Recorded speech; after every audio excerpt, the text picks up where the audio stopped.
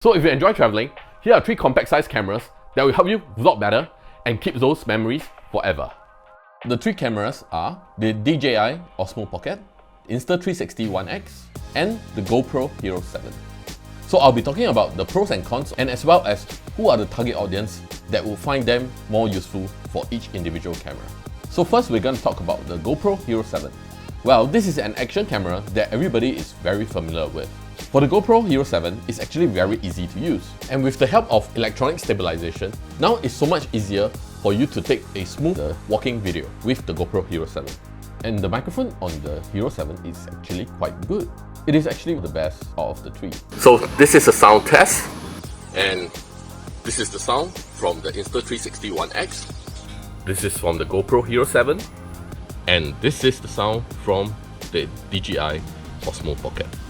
And that's from my GH5 at the back. The Hero 7 is the only device out of the 3 cameras that is water resistant without using a case.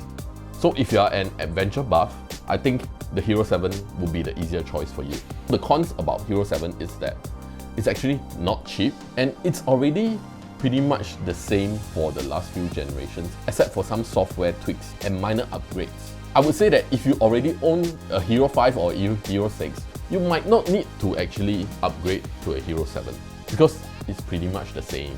For file transfer on the Hero 7, they are still using the Wi-Fi transfer, which is universal, but then it's so slow. So I do prefer the wired transfer from the other 2 cameras compared to the Hero 7. So if you're a first-time videographer and then you want to try videoing your travels, I think the GoPro Hero 7 is actually quite an easy choice because the ultra-wide angle, everything is pretty much captured and you do not really need to do a lot of post-processing. It's quite easy to use and it's quite foolproof. Next, we're going to talk about the DJI OSMO Pocket. This device is just so freaking cool, I can't help myself but to immediately go and make a purchase when I saw the launch video on YouTube. And for your info, out of these 3 devices, 2 I actually make my own purchase, which is the Insta360 One X and the DJI OSMO Pocket. The GoPro Hero 7 is actually a review need. I'm just so excited about the technology and the features on these 2 devices that I just have to buy it, because I already know that they are pretty useful from the launch videos. And yeah, they did a good job. So the DJI OSMO Pocket is actually very impressive. It's just so small, so handy, and then it's so easy to use.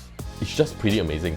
And you can easily keep it inside your pocket and bring it wherever you go. Just whip it up and use it whenever you need it. And as well as it's not intimidating.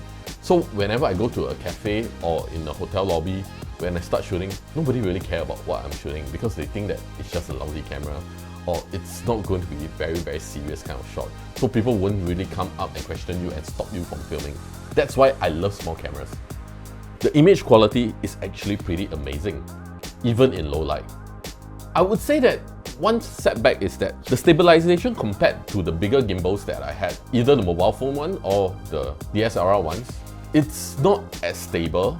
There is still a little bit of jerk, but you can't expect too much because that gimbal, you see the axis, it can only move that much compared to this one, the Osmo Mobile 2, which they have more rooms for them to swivel, so the compensation is definitely more when you have a bigger device. So having a small one, I think this is good enough.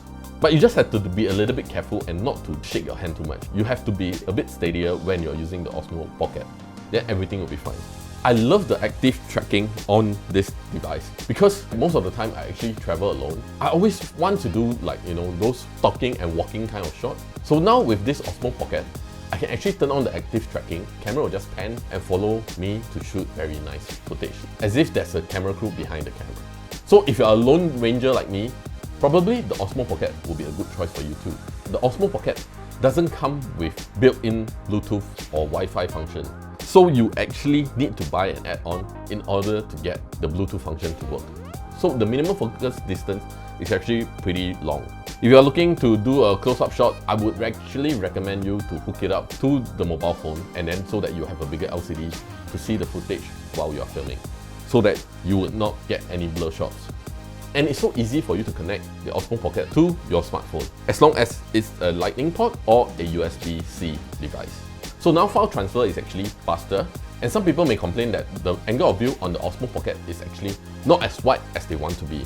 For me, I actually prefer this slightly narrower footage. That's because it feels more natural. And I like to see my subject like bigger. When it's too wide, everything becomes smaller. But it's actually personal preference lah, huh?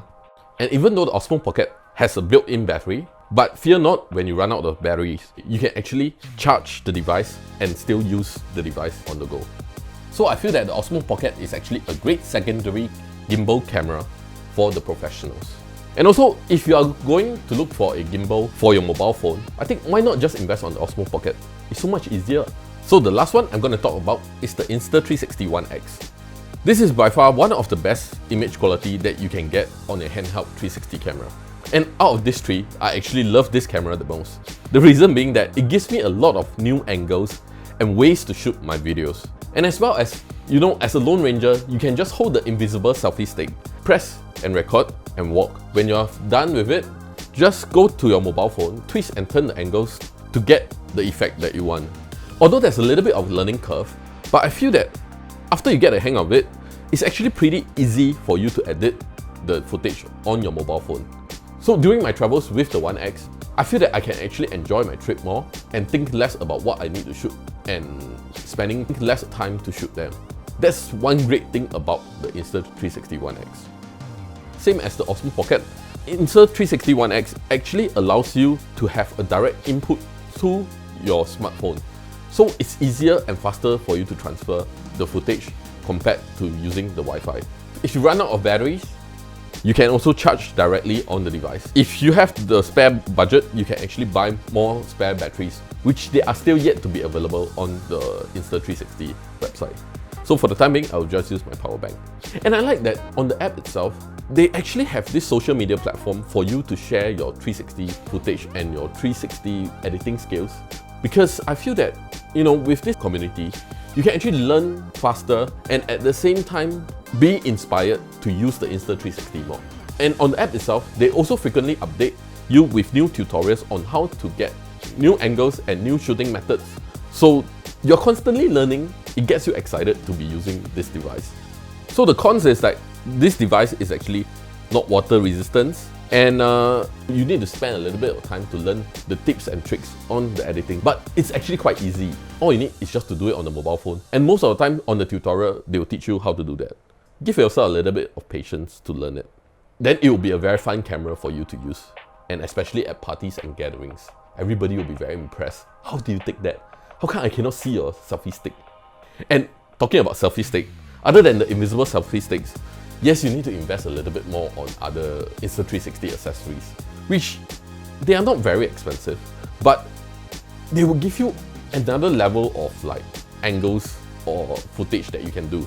So for instance, the bullet time, you actually need the bullet time handle. So with the bullet time handle, you just need to swing the device and you will be able to get this very cool like 360 surround shot of yourself. But just to make sure that you have enough clearance when you do the swinging, okay? Don't hit on anybody. Okay, this looks retarded. Ouch! And then with the 3-meter selfie stick, you can actually make a drone shot without having a drone. It's just so easy.